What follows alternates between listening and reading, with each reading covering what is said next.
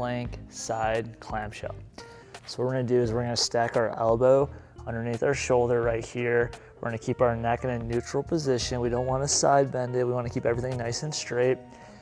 As I go to lift my hips up, I'm gonna lift my hips up and forward, just like that. So up and forward.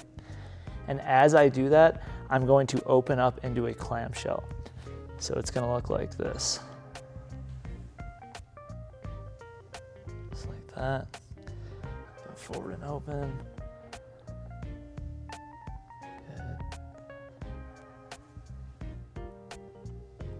I'm gonna show you guys from the side. Come right here.